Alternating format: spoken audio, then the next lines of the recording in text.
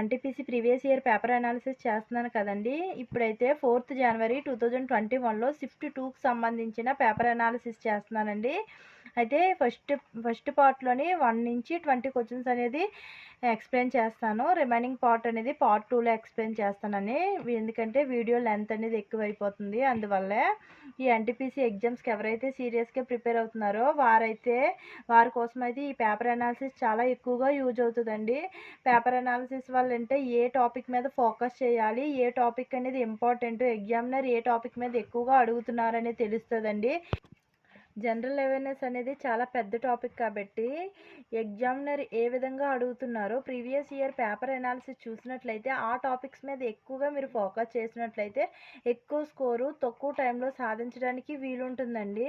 So మీకు ఈ paper analysis అనేది ఎవరైతే సీరియస్గా ఎన్టీపీసీ ప్రిపేర్ అవుతారో వాళ్ళకైతే ఈ పేపర్ అనాలిసిస్ చాలా ఎక్కువగా యూజ్ అవుతుందండి. ఎక్కువ స్కోర్ సాధించవచ్చండి.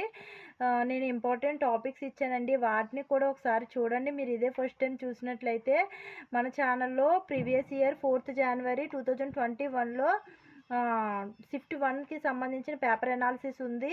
తర్వాత ఇంపార్టెంట్ టాపిక్స్ ఎప్పుడైతే లాస్ట్ 20 ఇయర్స్లో జరిగిన ఎన్టీపీసీ ఎగ్జామ్స్లో ఇంపార్టెంట్ రిపీటెడ్గా ఏ టాపిక్స్ని ఎక్కువగా ఫోకస్ చేసి అడుగుతున్నారో ఆ టాపిక్స్ మీద కూడా నేను వీడియో చేశానండి. మీకు నచ్చినట్లయితే వెళ్ళి చూడండి. అవి చాలా ఇంపార్టెంట్. ఆ టాపిక్స్ మీరు ప్రిపేర్ అవుతే జనరల్గా నేను ఇచ్చిన టాపిక్ నుంచి ఖచ్చితంగా మార్కు కవర్ అవుతుందండి. అందుకే ఆ టాపిక్స్ నేను మీకు ఇచ్చాను. అవి చూడండి. నేను లాస్ట్ 20 ఇయర్స్ పేపర్స్ చూసి మీకు అలా టాపిక్స్ అన్నీ ఇచ్చానండి. ఇప్పుడు చూద్దామండి. 4th January 2021 షిఫ్ట్ 2కి సంబంధించి ఫస్ట్ క్వశ్చన్ ఏంటంటే, how many members are nominated by president of India అండి. President of India in the Lok Sabha from the Anglo Indian community నుంచి ప్రెసిడెంట్ గారు ఎంతమందిని నామినేట్ చేస్తారు అంటే ఇద్దరినండి. యాక్చువల్లీ ఇదైతే ఇప్పుడు లేదండి. 2020లోనే దీన్ని రద్దు చేయడం జరిగింది. అప్పటి నుంచి కూడా తీయలేదు. కాకపోతే ఇది 2020 మనకి నోటిఫికేషన్ అనేది ముందు వచ్చింది కాబట్టి అప్పుడు క్వశ్చన్ ఇలాగ అడిగారండి దీని గురించి. అయితే ఇప్పుడైతే ఆంగ్లో ఇండియన్ కమ్యూనిటీ నుంచి ప్రెసిడెంట్ గారు ఈ 2 మెంబర్స్ని కూడా ఎలక్ట్ చేయట్లేదండి. అయితే the right to nominate members of the Anglo-Indian community by the President is granted by the Indian Constitution అండి. Article 331 ప్రకారము the President may, if he is the opinion that the Anglo-Indian community is not adequately represented in the House of the People, nominate not more than 2 members of that community to the House of the People అండి. Simply put the president can nominate up to 2 members from the Anglo Indian community. అంటే 2 కన్నా ఎక్కువగా Anglo India community నుంచి అంటే ఎక్కువ మందిని president elect చేయడానికి లేదండి. యాక్చువల్లీ ఇదైతే ఇప్పుడు రద్దు చేశారు. ఇప్పుడైతే ఆంగ్లో ఇండియన్ కమ్యూనిటీ నుంచి లోక్సభకి ఎవరు నామినేట్ ప్రెసిడెంట్ చేయట్లేదండి. జీసాట్ అనేది ఏమిటి అని అడిగారండి. జీసాట్ అనేది ఒక టెలికమ్యూనికేషన్ శాటిలైట్ అండి. కీ పాయింట్స్ చూసుకుంటే GSAT 31 is the telecommunication satellite. It was launched by the Ariane 5 rockets on Wednesday from the space port in French అండి. Feb 2019లోనండి. The mission life is 15 years అండి. The satellite provide the Indian mainlands and island coverage అండి.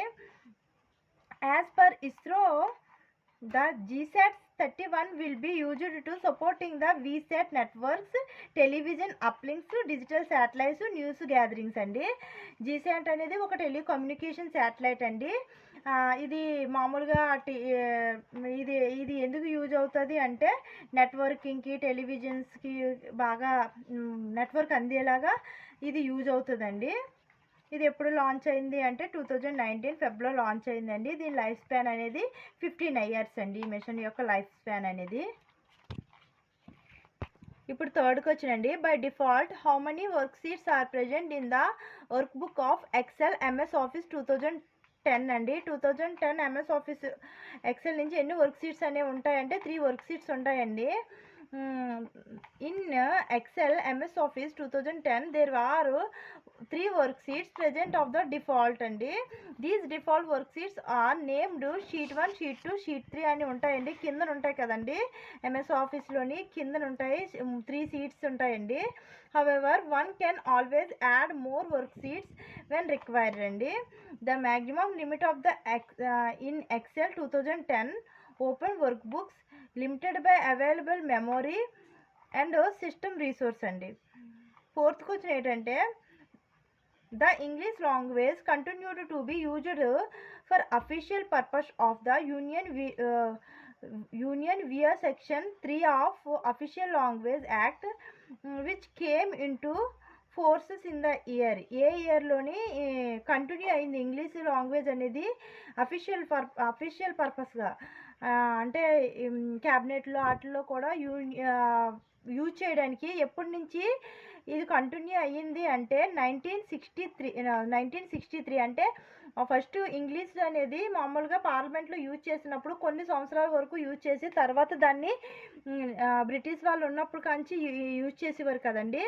అయితే దాన్ని కొన్ని సంవత్సరాల తర్వాత of చేయాలి అని అనుకున్నారండి. కానీ 1963 లాంగ్వేజ్ యాక్ట్ అనేది 1963లోని వచ్చిందండి. The act may be called the official language act 1963 అండి.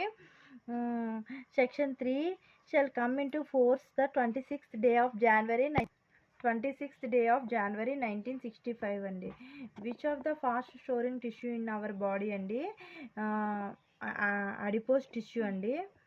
కీ పాయింట్స్ ఏంటంటే adipose tissue it was the fat storing tissue on our body అండి. It is the central metabolic organ in a regulation of whole body energy హోమోస్టాటిస్ అండి. It helps to store energy in form of fat cushion internal organs and insulate the body. The law that permitted widow to remarry was passed in the year ఎప్పుడు అంటే 1856 అండి. Key points ఏంటంటే Hindu widows remarriage act it was passed on 16th July 1856.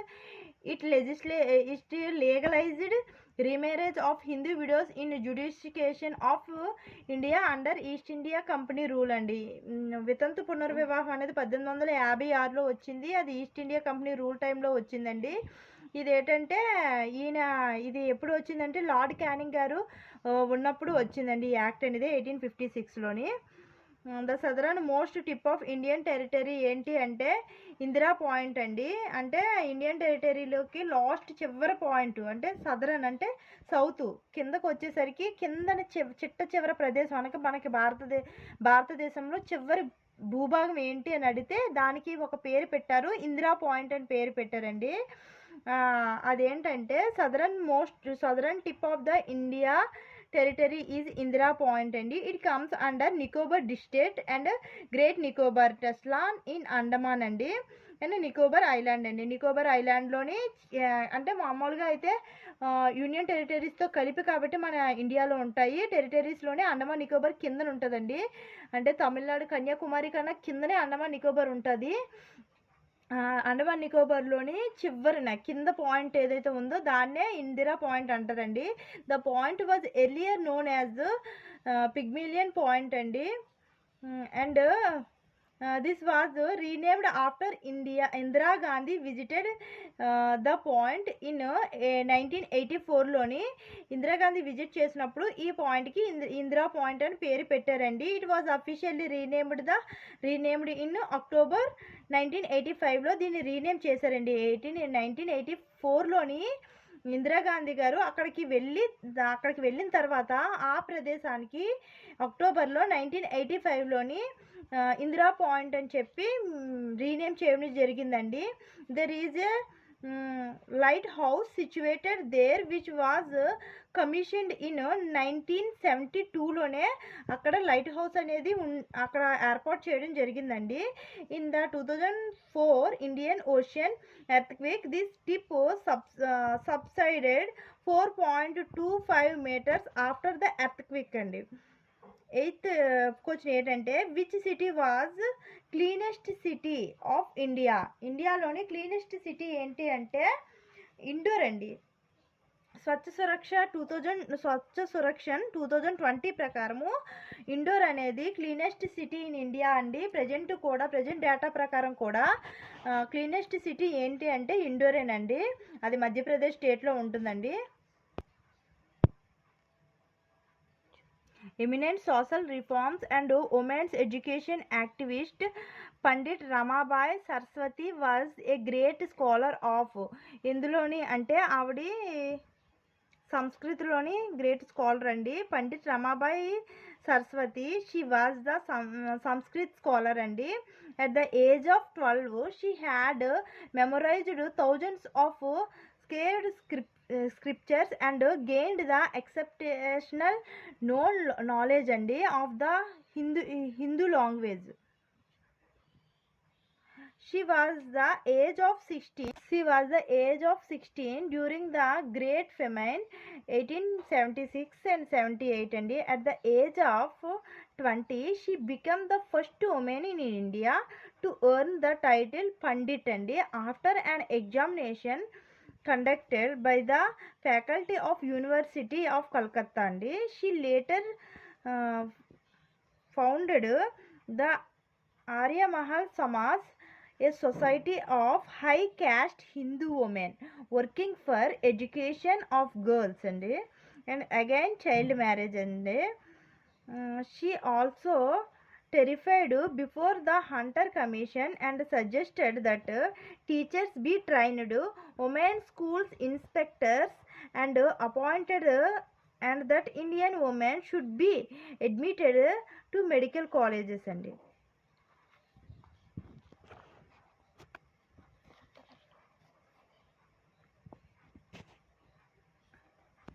10th question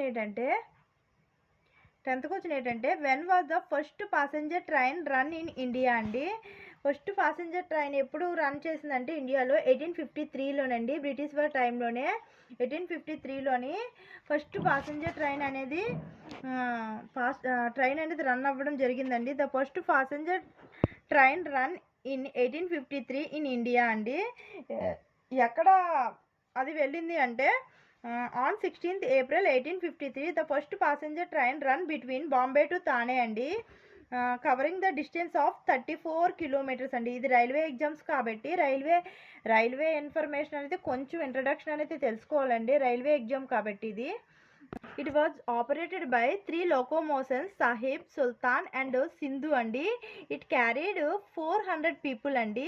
ఆ train అనేది first train అనేది Bombay to తానే run చేసింది. 34 kilometre run చేసింది. 400 పీపుల్ క్యారీ చేసింది. అది గుర్తుంచుకోండి. అది Lord Dalhousie is created for the introduction of the railways in India అండి. మనకి బ్రిటిష్ వారి టైంలోనే 1853లోనే లార్డ్ డెల్హౌసీ టైంలోని ఇంట్రడ్యూస్ చేశారండి. ఎవరు ఇంట్రడ్యూస్ చేశారంటే లార్డ్ డెల్హౌసీ అని చెప్పి క్వశ్చన్ అడిగే ఛాన్సెస్ ఉంటాయండి. అందుకే ఇన్ఫర్మేషన్ అంతా ఇచ్చాను. Presently India manages the 4th largest railway network in world అండి. Size after US, Russia and China. First US, తర్వాత రష్యా, తర్వాత చైనా, తర్వాత మంది 4th లార్జెస్ట్ అండి రైల్వే నెట్వర్క్లోని. తర్వాత 11th క్వశ్చన్ ఏంటంటే in telecom field ISP stands for అంటే ఐఎస్పి అనేది ఫుల్ ఫామ్ అడిగారండి ఇక్కడ. ఇలా ప్రతి ఎగ్జామ్స్లో మీరు ప్రీవియస్ ఇయర్ ఎగ్జామ్స్లో చూసినట్లయితే, ప్రీవియస్ వీడియోలో చూసినట్లయితే 4th జనవరి షిఫ్ట్ 1లోని ఏటి అడిగారు, యూఆర్ఎల్ ఫుల్ ఫామ్ అడిగారు కదండి, యూనిఫామ్ రీసెర్చ్ లొకేటర్. ఇక్కడ ఐఎస్పి అడిగారండి, ఇంటర్నెట్ సర్వీస్ ప్రొవైడర్ అండి ఆన్సరు. ఇలా షార్ట్ ఫామ్స్ అయితే అడుగుతారండి. డబ్ల్యూడబ్ల్యూడబ్ల్యూ అంటారు కదా, వరల్డ్ వైడ్ వెబ్ యొక్క ఫుల్ ఫామ్ ఏంటి, తర్వాత ఐఎస్పి ఫుల్ ఫామ్ ఏంటి, యూఆర్ఎల్ ఫుల్ ఫామ్ ఏంటి, డిబిఎంఎస్ ఫుల్ ఫామ్ ఏంటి, డేటాబేస్ మేనేజ్మెంట్ సిస్టమ్. అలా ఫుల్ ఫామ్స్ అంటే మనకి ఈజీ అనిపించవచ్చు, అప్పుడు మనకి స్ట్రైక్ అవ్వవు. కాకపోతే ఒక్కసారి చూస్తే మనకి ఈజీగా వచ్చేస్తాయండి.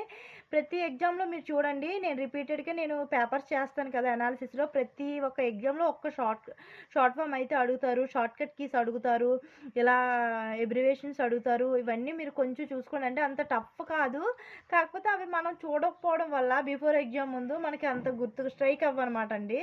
సో చిన్న డిఫరెంట్ ఉంటుంది, ఈ ఆప్షన్లో కూడా చూసుకుంటే చిన్న డిఫరెంట్ ఉంటుంది. సో ఒక్కసారి చూసుకుంటే మీకు ఈజీగా గుర్తుంటుంది, కాబట్టి ఒకసారి వీటి మీద ఫోకస్ చేయండి.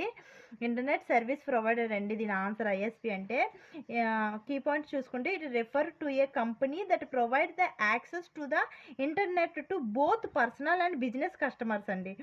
Data may be transmitted using several technologies including dial up, DSL, cable modem, wireless and dedicated high speed అండి. 12th క్వశ్చన్ ఏంటంటే what is the other name of Newton's first law of the motion అండి. Newton's first లాకి another name ఏంటి అని అడిగితే law of inertia అండి. Law of inertia అండి. Key points ఏంటి అంటే law of inertia it is the other name of Newton's first law of motion అండి. It states that an object at the rest remain the rest and an object in motion remain in motion and at a constant speed and in straight line unless acted on a way and unbalanced force and this tendency to resist the changes in state of motion is inertia and who has won the 9 dots prize Azad 2000 award అండి. 9 dots prize award 2019 అండి. అన్నా జైద్కి వచ్చిందండి 9 dots praise అనేది. ఈ award అనేది Annie Zaidi won the 9 dots prize 2019 అండి. ఇది current affairs బేస్డ్గా అడిగారండి. ఎందుకంటే 2021లో ఎగ్జామ్ అయింది, కానీ 2019 క్వశ్చన్ అడిగారు చూసారండి. అంటే 2020 మ్యాక్సిమం 2020లో అడుగుతారండి. 21లో అయ్యాయి కాబట్టి 20లో ఎక్కువగా రిపీటెడ్గా అడుగుతారు, కానీ అవార్డ్స్లోని 2019 కూడా అడిగారు. చూడండి, అంటే ఎప్పుడు ఎగ్జామ్ ముందు బిఫోర్ 6 months చూసుకుంటాం, బిఫోర్ 3 months చూసుకుంటాం, అలా కాదండి. ఎగ్జామ్ నోటిఫికేషన్లో ఏ సంవత్సరంలో పడిందో ఆ సంవత్సరం మొత్తం చూసుకుంటే మీకు బెటర్ అండి. కరెంట్ అఫైర్స్ అయితే ఎక్కువ లాంగ్ బ్యాకే అడుగుతారండి, ఒక 6 months బ్యాక్. అంటే మీకు నోటిఫికేషన్ ఏ ఇయర్లో పడాయో అప్పుడు కాంచి మీరు చూసుకోవాలండి. ఎగ్జామ్ పోస్ట్ పోన్ అయినా సరే, అప్పుడైతే కోవిడ్ టైం కాబట్టి పోస్ట్ పోన్ అయ్యిందండి. అందువల్ల 2019 అడిగారు, 2020 కూడా కరెంట్ అఫైర్స్ అడిగారు. 2021లో ఎగ్జామ్ జరిగిందండి. సో మీరైతే ఇప్పుడు 2025లో ఎగ్జామ్ ఖచ్చితంగా జరుగుతుంది, కాబట్టి మీరు 2024 కరెంట్ అఫైర్స్ మొత్తం చూసుకుంటే చాలా మంచిదండి. మీరు ఒకవేళ అవి కూడా చెయ్యాలి అని అంటే మీకు కమెంట్ చేయండి, కరెంట్ అఫైర్స్ చేయండి అక్క అని చెప్పి.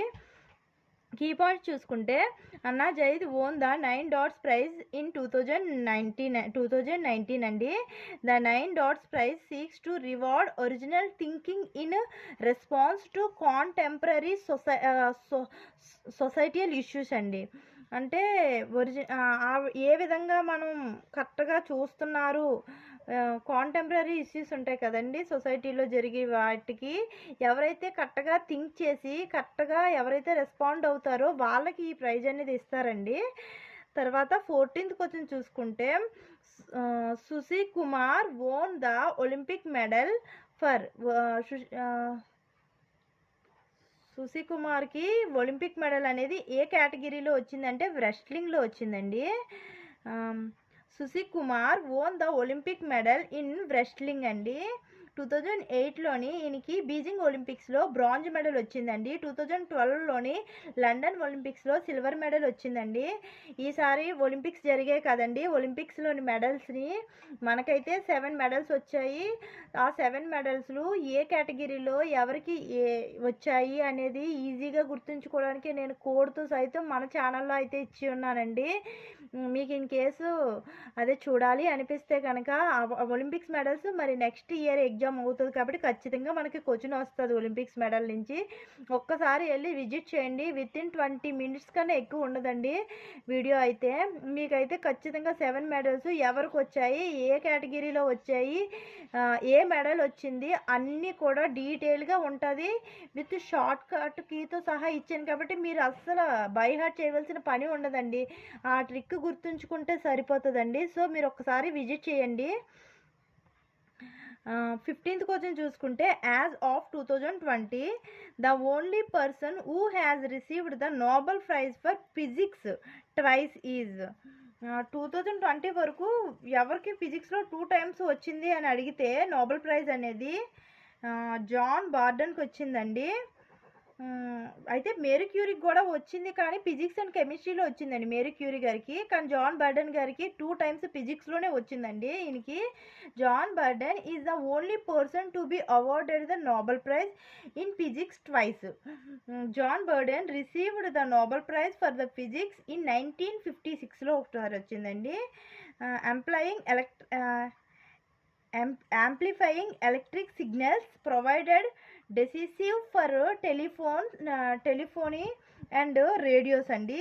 He received a Nobel Prize for Physics in 1972లో సెకండ్ టైం వచ్చిందండి. 1956లో ఫస్ట్ టైం, 1972లో second time, formatting the theory based on quantum mechanism అండి. ఇప్పుడు ఈయనకి ఎవరికి జాన్ బర్డెన్ గారికి 2 టైమ్స్ ఫిజిక్స్లో అవార్డు అనేది వచ్చింది. ఇది స్టాటిక్ జీకే కింద వెళ్ళిపోతుందండి. అంటే మనకి ఈ మెడల్స్ అని నోబెల్ ప్రైజెస్ అనేవి ఓన్లీ కరెంట్ అఫైర్స్ బేస్డే అడగరండి. నోబెల్ ప్రైజెస్ ప్రతి ఇయర్ వస్తాయి కదా అని చెప్పి కరెంట్ అఫైర్స్ బేస్డే చూసుకోకూడదండి. స్టాటిక్గా కూడా ఇవి ఇంపార్టెంట్ అండి నోబెల్ ప్రైజెస్ అనేవి. అంటే ఫస్ట్ నోబెల్ ప్రైజెస్ ఎవరెవరికి వచ్చాయి అవి గుర్తుంచుకోవాలి. తర్వాత చిన్న వయసులో ఎవరికి వచ్చింది, మన దేశంలోని ఎవరికి ఫస్ట్ నోబెల్ ప్రైజ్ వచ్చింది అలా గుర్తుంచుకోవాలి. తర్వాత నోబెల్ ప్రైజ్ పీస్లోని అతి చిన్న వయసులోని వచ్చింది కదండి, మలాలా యూసఫ్జాయ్కి ఇంకొకరికి కలిపి వచ్చింది. మీకు గుర్తుంటే కామెంట్ చేయండి నాకు. వాళ్ళిద్దరికీ వచ్చింది కదా. అవి అలాంటి కొన్ని స్టాటిక్గా ఉంటాయండి. మేరీ క్యూరీ గారికి 2 సార్లు వచ్చాయి ఫిజిక్స్ అండ్ కెమిస్ట్రీలో. జాన్ బర్డెన్ గారికి 2 టైమ్స్ ఫిజిక్స్లో వచ్చింది. అలా కొన్ని స్పెసిఫిక్గా ఇంపార్టెంట్ ఉంటాయండి. అలా రెడ్ క్రాస్కి 3 టైమ్స్ వచ్చింది, అలా ఉంటాయండి. అలా ఇంపార్టెంట్ పాయింట్స్ అనేవి మీరు గుర్తుంచుకోవాలండి. ఇవి స్టాటిక్ అయిపోతాయి అన్నమాట. మీ కరెంట్ అఫైర్స్ పాయింట్ ఆఫ్ వ్యూలో రీసెంట్గా వచ్చినవి గుర్తుంచుకోవాలి. స్టాటిక్లో చూసుకుంటే ఫస్ట్ ఎవరికి వచ్చాయి అన్నీ గుర్తుంచుకోవాలి. ఫస్ట్ నోబెల్ ప్రైజ్, ఫస్ట్ పీస్లో ఎవరికి వచ్చింది, లిటరేచర్లో ఎవరికి వచ్చింది అలా గుర్తుంచుకోవాలండి. అలా మీకు గుర్తుంచుకోవాలండి. ఇన్ కేసు మీకు వీడియో కావాలంటే నాకు కమెంట్ చేయండి. ఇప్పుడు 16th అయితే which acid is presenting in ant string అండి. యాంట్ స్ట్రింగ్లో ఏ యాసిడ్ అనేది ఉంటుంది అంటే మెథానిక్ యాసిడ్ అనేది ఉంటుందండి. అందుకే మనకి చీమ కుట్టినప్పుడు మండుతుంది కదండి. Methanoic acid is presented in ant sting. Chemical formula చూసుకుంటే HCOOH అండి. The sting causes the burning sensation అండి. అది methanoic acid is also known as formic acid అండి. దీన్ని ఫార్మిక్ యాసిడ్ అని కూడా అంటారంటండి. ఇందువల్ల మనకి బర్నింగ్ సెన్సేషన్ అనేది ఉంటుందండి. ఇప్పుడు 17 క్వశ్చన్ చూసుకుంటే where was the first British presidency established in India.